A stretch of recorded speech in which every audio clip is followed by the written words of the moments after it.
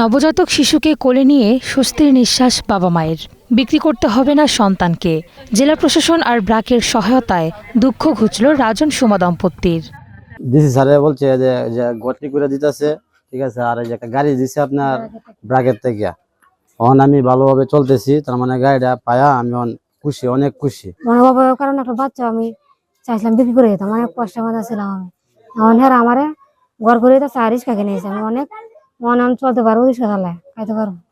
Star নিউজের প্রতিবেদনের পর সামাজিক যোগাযোগ মাধ্যমে ছড়িয়ে পড়ে এই দম্পতির করুণ ইতিহাস। অভাবের তাড়নায় বিক্রি করতে চেয়েছিলেন কোলের সন্তান।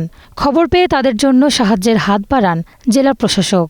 প্রতিশ্রুতি দেন স্থায়ী পুনর্বাসনের, গড়ে দেন নতুন ঘর, আর ব্র্যাকের পক্ষ থেকে দেয়া হয় একটি রিক্সা। পুনর্বাসনের প্রথম ধাপের কাজটি আমরা সম্পন্ন করলাম। আজকে রাজন দম্পতি এসেছিল আমাদের এখানে। তাকে আমরা একটা নতুন একদম ব্র্যান্ড নিউ একটি ব্যাটারি চালিত রিক্সা আমরা ক্রয় করে দিয়েছি এবং রিক্সাটি স্পন্সর করেছে ব্র্যাক। আমরা ব্র্যাকের প্রতি কৃতজ্ঞতা জানাই।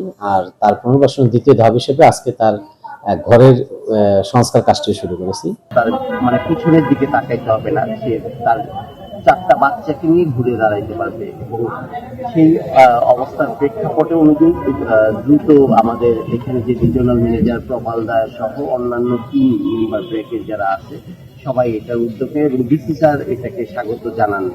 এগিয়ে আসেন সাধারণ মানুষও। সব মিলে ঘুরে দাঁড়াবার অপেক্ষায় রাজন সুমার সংসার। Desk report, star news.